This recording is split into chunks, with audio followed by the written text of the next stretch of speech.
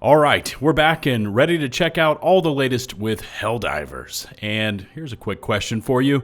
Who wants to hit those drop pods and crash down planetside as the Doomslayer? Well, that's just one of the topics we're going to be touching on today.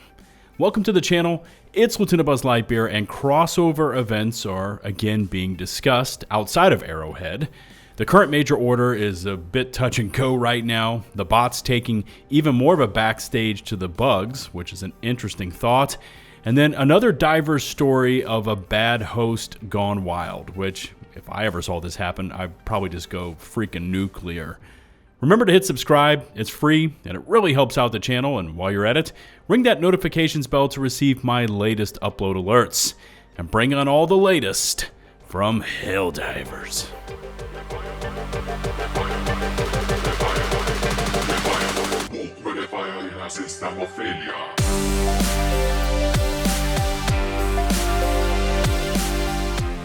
Alright, today's Superstore is featuring the Polar Patriots armor suits, starting off with a suit I actually used today, the CW9 White Wolf, which is a medium body armor with extra padding for even more armor. Of course, we've got the matching CW9 helmet, the CE64 Grenadier helmet, which looks out of proportion to the rest of a diver's body, and the Grenadier heavy body armor with engineering kit for reduced recoil and +2 throwables. And before I jump out of this Superstore, check out the fake ratings and comments at the bottom of the screen.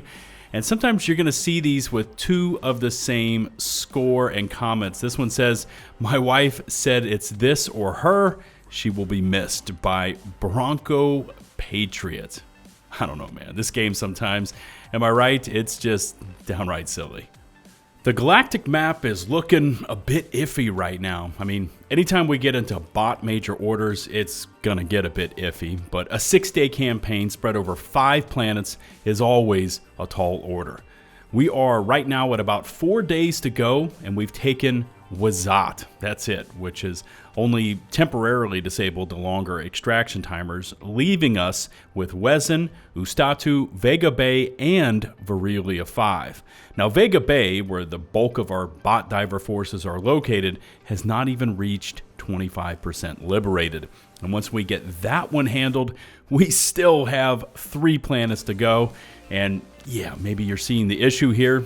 It's time. We simply don't have enough divers pushing through the bots to get these planets liberated fast enough, which I'll show you in a moment why when we take a deeper look at the Helldivers companion app. But before we leave this in-game galactic map, and unfortunately I did not record it, sorry about that, but today's daily or personal order for 15 medals is to kill 100 automaton soldiers. At least that's what I think it said before we dove in. But anyways, it shouldn't take you more than a single mission to knock this one out. As mentioned, here's the new look Helldivers companion app, and to whoever maintains this site, the redesign looks pretty slick, so GG's. To the math of the major order, and starting with Vega Bay, and we have roughly 12,500 divers there, and even with a positive 0.65% modifier, our projected victory here is slated for 1 day, 2 hours. And then you have, like I said, 3 more bot planets lined up afterwards, and only 4 days to do all of this in. Now, if you ever wanted a perfect example of modifiers at work, take a look at Istanu over in Bugsville. There's currently only about 5,500 divers there, and at that rate, we are naturally losing 0.2% an hour. But check out the modifier, sitting at a positive 2%. So despite us naturally losing a little every hour, the modifier boosts it back to a positive rate, 1.8%.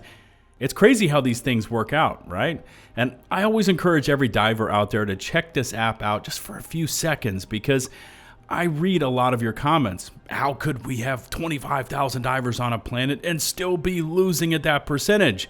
And 9 times out of 10, it's down to the modifiers not being in our favor. How many of you would totally rock a Doom Diver armor? Or how about Hell Chief, which is my weak attempt to try to combine Helldivers with Master Chief?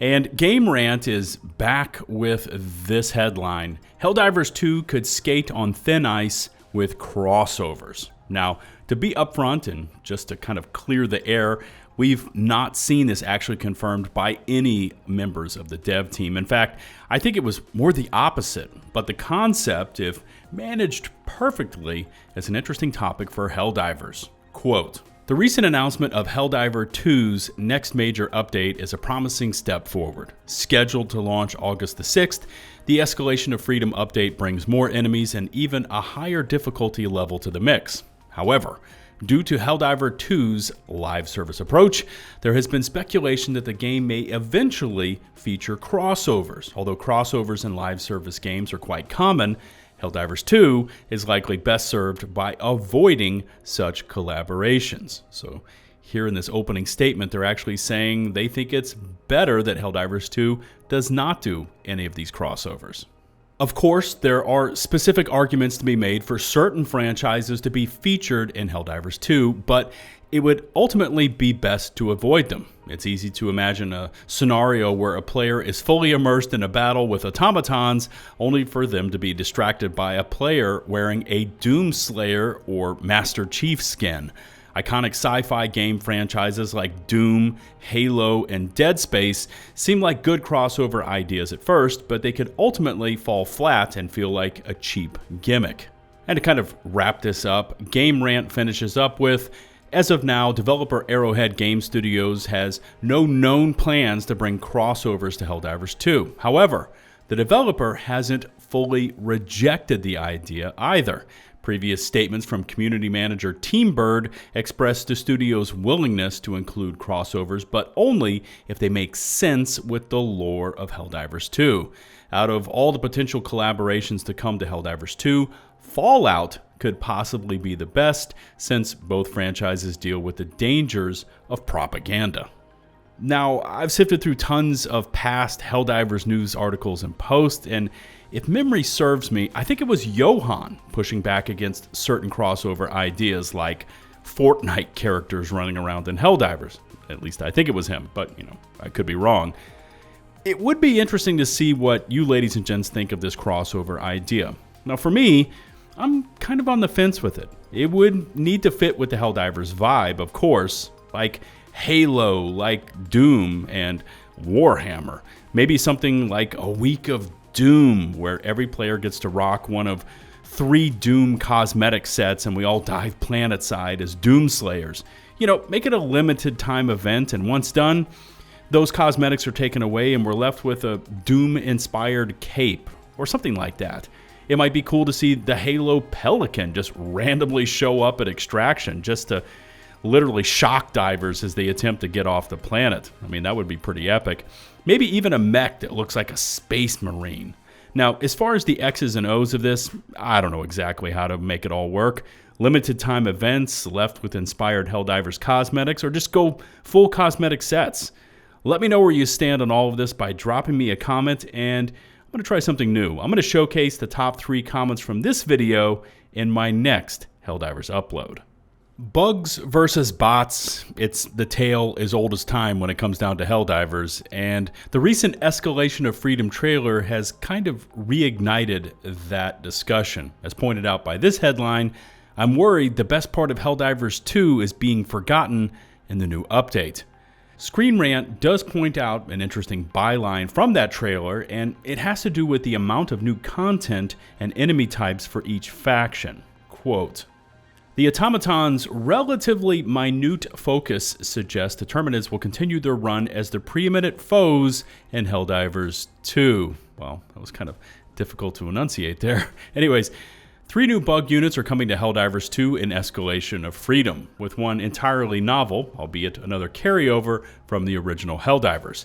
The Alpha Commander is a more formidable variant of the Brood Commander. The Spore Charger similarly ups the danger of the Charger, and the Impaler is the brand new threat, using its tentacles to attack Helldivers and prevents them from fleeing engagements.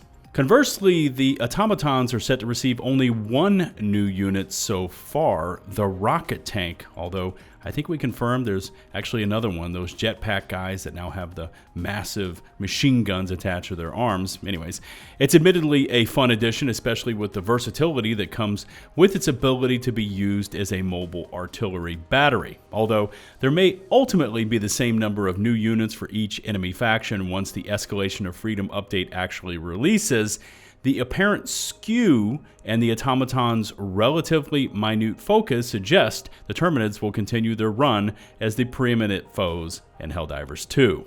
Now, the rest of this one points out the disparity between the popularity of bugs versus bots, the showcase new content, how the editor who posted this article finds the bots more compelling because they can actually shoot back, and it all kind of culminates with their concern that with this new content on August the 6th, they hope that this isn't the start of the Automatons taking even more of the back seat. Now, I personally fight both, and they each require a unique playstyle that you learn through trial and error, lots of error. Now, not trying to throw in a live grenade here, but the bugs have been and will remain more popular. And I'm not saying anything someone with a pair of eyes couldn't see. Just look at the amount of divers that show up for bug major orders versus bots, or even how many divers will exclusively stay in bug territory even when there is a bot major order. Has Arrowhead shown us everything coming in the new content? By their own admission, no. But if the trailer was any accurate indication of the percentages of new content from the bugs to the bots, this could be a strong indication that, as the editor said, this is the start of the bots taking the back seat. And to finish it up for today, this Reddit post caught my attention. Quote, "I've had a perfect experience with this game's community since day one, up until this guy ruined my streak."